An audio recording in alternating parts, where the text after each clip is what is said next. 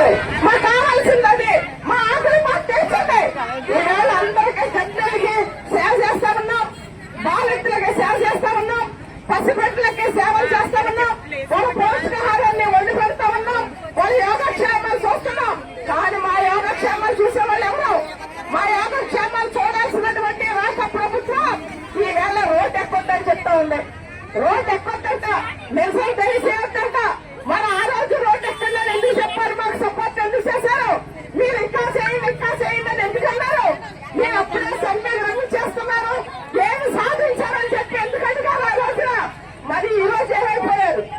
ఈ ఊర్లో ఈ జిల్లాలో ఉన్నటువంటి ఎమ్మెల్యేలు కానీ, ఎంపీలు కానీ, ఎక్కడ మంత్రులు కానీ, ఈ రాష్ట్ర ముఖ్యమంత్రి కానీ ఈ రోజు రాష్ట్ర వ్యాప్తంగా 1,08,000 మంది అంగన్వాడీలు రాష్ట్ర వ్యాప్తంగా రోడ్డు మీద ఉన్నారు. మీరు ఆ రోడ్డు మీద ఎక్కకుండా చూడాలంటే అంగన్వాడీలు వెంటనే చర్చలు పిలవండి. అంగన్వాడీలు చర్చలు పిలిచి అంగన్వాడీ నాయకత్వంతో మాట్లాడి అంగన్వాడీల యొక్క ప్రధానమైనటువంటి డిమాండ్లు ఏమైతే ఉన్నాయో పరిష్కారం చేయండి. మీరు సెల్ ఫోన్ ఇవ్వలేదని మేము చెప్పట్లే, 15,000 20,000 అని చెప్పి మీరు నిధులు రాస్తే గత ప్రభుత్వం దాన్ని మార్చేసి మీరు 15,000 రూపాయలు మాత్రమే మీ వాళ్ళ మట్టుకొచ్చి ఇస్తా ఉన్నారు. టీఏపీస్ ఇస్తామన్నారు. టీఏపీస్ నేటికి కూడా ఎక్కడ ఇచ్చిన పరిస్థితి లేదు. అలాగే ఆరోగ్యాలు పాడైపోతే బీమా సౌకర్యం కల్పించేవారు, ఆ బీమా సౌకర్యం మొత్తం తీసేసినటువంటి పరిస్థితి. అలాగే మినీ వర్కర్లే మెయిన్ వర్కర్లు చేశారు. రైతే 4,800 చెల్లెలు మినీ వర్కర్లే మెయిన్ వర్కర్లు చేశారు. ఇప్పుడు అప్పుడే 3 నెలలు అయింది, కానీ వాళ్ళకి జీతాలు ఇవ్వలేదు. ఎందుకో వర్కర్తో సమానంగా నేటికి జీతాలు వేయలేదు. ఆ అంగన్వాడీ సెంటర్ లో మినీ సెంటర్ లో మేము చేసిన అక్కడ ఆయా పోస్టులు ఎందుకు వేయలేదు? నేటికి వాళ్ళకి ఎందుకు నేటికి ఇప్పటికీ కూడా మినీలందరినీ మేము చేసామని చెప్తున్నాం. కానీ ఆ జీవో ఇచ్చారు, మెయిన్ వర్కర్లు అని చెప్తున్నారు రైతే. కానీ ఏంటి ఆనందం వాళ్ళకి? ఏంటి సంతోషం? నువ్వు కడుపు నిండా వాళ్ళకి తిండి పెట్టినప్పుడే కదా, పక్క వర్కర్తో సమానంగా నువ్వు వేతనాలు ఇచ్చినప్పుడే కదా. అలాగే 1810 మంది మినీ అంగన్వాడీని ఇంకా వాళ్ళ ఎడ్యుకేషన్ లేదని చెప్పేసి ఆపేశారు. ఎందుకు ఆపేయాలి? ఇప్పుడు ఎన్ని సంవత్సరాలు అయింది? అప్పుడే 10-15 ఏళ్ల నుంచి వాళ్ళ అంగన్వాడీల్లో మినీ వర్కర్లుగా వాళ్ళు సేవలు అందిస్తా ఉన్నారు. సెల్ ఫోన్ వరకు మెయిన్ అంగన్వాడీ వర్కర్తో సమానంగా వాళ్ళు పనిచేస్తా ఉన్నారు. అలా పనిచేసినటువంటి మినీ వర్కర్ ని ఆమె ఎడ్యుకేషన్ అనేది రిలాక్సేషన్ ఇచ్చి వాళ్ళందరినీ కూడా వర్కర్లుగా గుర్తించాలి. మొత్తం టోటల్ ఈ రాష్ట్రంలో ఉన్నటువంటి మిగిలిన అందరినీ కూడా మెయిన్ వర్కర్లుగా గుర్తించి వాళ్ళకి వర్కర్తో సమానంగా వేతనాలు ఇవ్వాలి. వాళ్ళకి అలాగే ఆయమ్మ పోస్టులు వేయాలి. అంతేగాని మీరు రోడ్లు ఎక్కకండి, మేము మీకు చాకరీట్ ఇచ్చాం, ఆ చాకరీట్ ని మీరు ఎప్పుడు ఇంకా దాన్ని రోడ్లేసుకుని చప్పేస్తా కూర్చోండి అంటే అవ్వదు. మాకు కావాల్సిన ప్రధానమైన డిమాండ్లు ఏవైతున్నాయో ఆ డిమాండ్లు పరిష్కారం చేయండి. మీరు సెల్ ఇవ్వలేదని మేము అనలేదు, మట్టుకొచ్చి ఇవ్వలేదని మేము అనలేదు, మినీలు మేం చేయలేదని మేము అనలేదు, గ్రాడ్యుయేటీ జీవో ఇవ్వలేదని అనలేదు. మేము గ్రాడ్యుయేటీ జీవో ఇచ్చారు. గ్రాడ్యుయేటీ అంటే ఏంటి? అసలు ఈ ముఖ్యమంత్రి గారికి తెలియదా గ్రాడ్యుయేటీ అంటే ఏంటో? లేదా ఉప ముఖ్యమంత్రి గారికి పవన్ కళ్యాణ్ గారికి గ్రాడ్యుయేటీ అంటే ఏంటో తెలియదా? వీళ్ళెవరికి తెలియకుండానే గ్రాడ్యుయేటీ జీవో ఇచ్చేసారా? ఏంటో గ్రాడ్యుయేటీ జీవో? గ్రాడ్యుయేటీ జీవో అనేది 5 సంవత్సరాలు ఒక ఉద్యోగి పనిచేసిన తర్వాత నుండి అది ఇంప్లిమెంట్ అవుతుంది.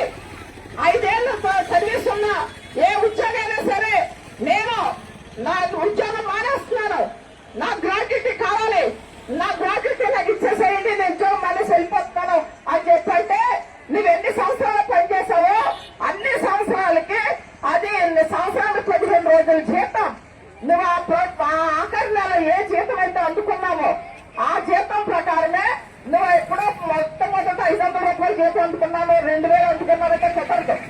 ఇప్పుడు 11,500 అందుకుంటే ఆ 11,500 15 రోజుల జీతాన్ని అన్ని సంవత్సరాలు లెక్క కట్టి నీకు అప్పు చెప్పాలి. అదే గ్రాడ్యుయేటీ. అది మానేసి నువ్వు రిటైర్ అయిపోయిన తర్వాత గ్రాడ్యుయేటీ అంట. ఎవరికి కావాలది? నీ దొంగ జీవాలు ఎవరికి కావాలి? అంటే అంగన్వాడీలు ఏం తెలియని వాళ్ళు, చేతకాని వాళ్ళు, జీవాల గురించి తెలియదు, చట్టాలు తెలియదు కానీ ఆలోచన మీకు ఆ చిన్న చూప. ఎందుకు గ్రాడ్యుయేట్ మోసం చేస్తున్నారు? రిటైర్ అయిన తర్వాత ఇస్తాడంట గ్రాడ్యుయేట్. రిటైర్ అయిన తర్వాత ఇచ్చేది రిటైర్మెంట్ బెనిఫిట్, అంతేగాని గ్రాడ్యుయేట్ కాదు.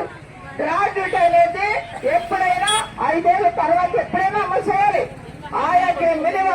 వర్కర్కి ఎవరికైనా ఇన్ని సంవత్సరాలు మేము పనిచేసిన తర్వాత నాకు వేరే ఉద్యోగం వచ్చి వెళ్ళిపోవచ్చు, లేదా వేరే పనులు వెళ్ళిపోవచ్చు, పిల్లలు ఎక్కడ ఉన్నారంటే వాళ్ళ దగ్గరికి వెళ్ళిపోవచ్చు, లేదా నాకేమైనా హెల్త్ ప్రాబ్లమ్స్ నేను మానేయచ్చు. అప్పుడు ఆ గ్రాడ్యుయేట్కి అప్లై చేసుకుంటే మొత్తం ఇచ్చేసేయాలి. అదే గ్రాడ్యుయేట్.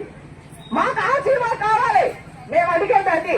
అంతేగాని గ్రాడ్యుయేట్ ఇచ్చేసాము, మీరు అడిగారు అమలు చేసేస్తున్నాం అని సంజయ్ రాణి గారు చిలక పలుకులు పలుకుతున్నారు.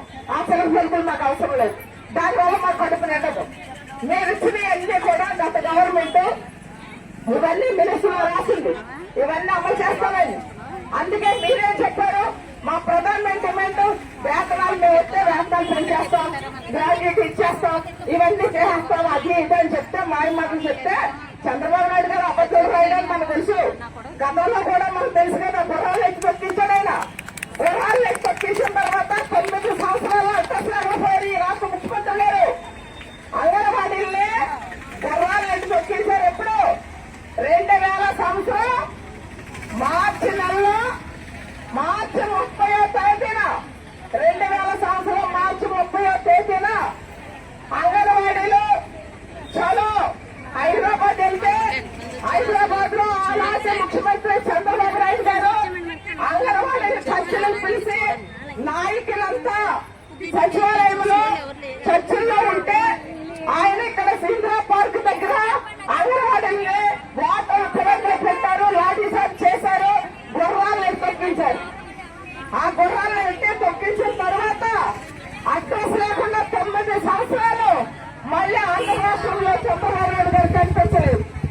మళ్ళీ రాష్ట్రం విడిపోయిన తర్వాత మాత్రమే ముఖ్యమంత్రి అయ్యారు. మాకు తెలీదా ఇవన్నీ? మీరు అబద్ధాలే పక్కనే విషయం మాకు తెలీదా? మాకు తెలుసు. కానీ ఎస్రా ప్రయోగించింది గత గవర్నమెంట్ బుద్ధి చెప్పాలి. చంద్రబాబు నాయుడు గారు మారు మనసు పొందారు. అలాగే ఉప ముఖ్యమంత్రికి సినిమా శైలిలో మాట్లాడుతూ ఉన్నాను. పవన్ కళ్యాణ్ గారు నేను ఇది చేస్తాను అది చేస్తాను వాళ్ళు మద్దతు మాట్లాడేస్తుంటే ఆయన కోట్లు వేస్తే సినిమాల్లాగే హీరో ఎలాగైతే ఆ రౌడీల్ని గోడల్ని కొట్టేసి సమస్యల పేదలకి కష్టాలు తీర్చేస్తాడు అలా తీర్చేస్తాడని పాపం ఓటు మీద వేసి ఆయన తీసుకొచ్చి ఇక్కడ పెట్టాడు. కానీ ఏమైంది రోజులు మనకి మళ్ళీ మన బాధలు మన కష్టాలు ఇవన్నిటిలో మళ్ళీ మనం మునిగిపోయినటువంటి పరిస్థితి.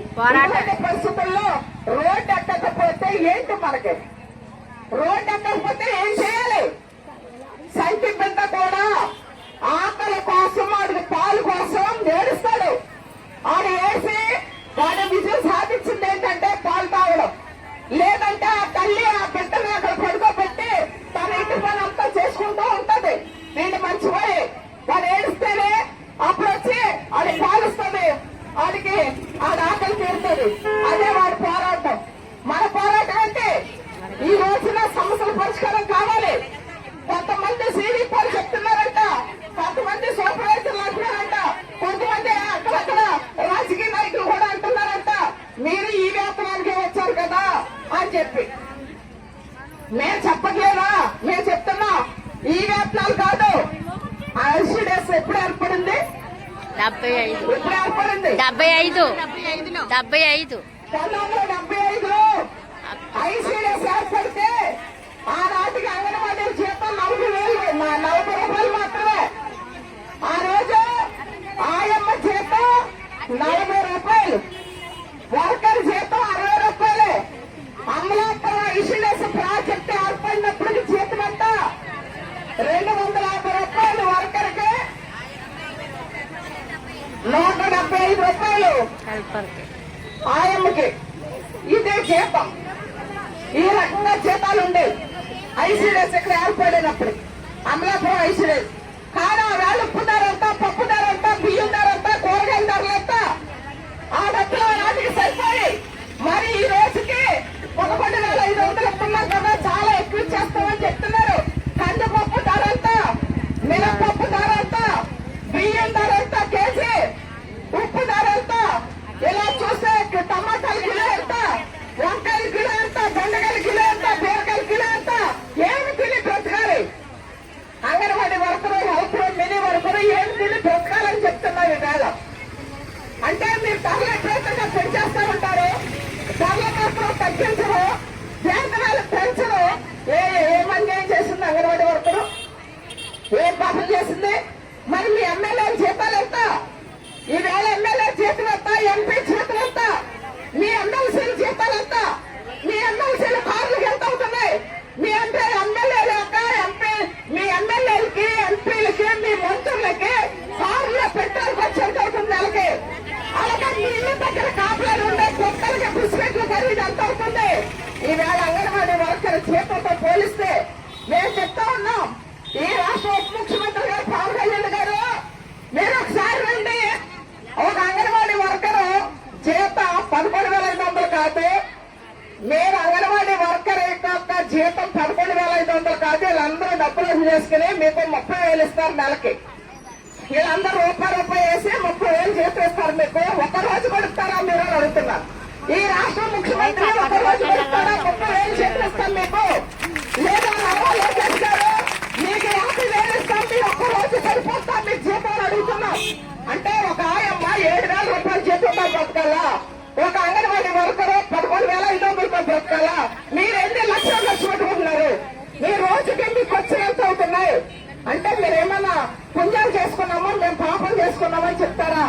అందుకనే చెప్తున్నాడు ఒక ఆయన, సనాతన ధర్మం అని చెప్పి భుజాన గుండేసుకుని తిరిగేస్తాడు. సనాతన ధర్మం అని చెప్పి మాకు కావాల్సింది సనాతన ధర్మం కాదు.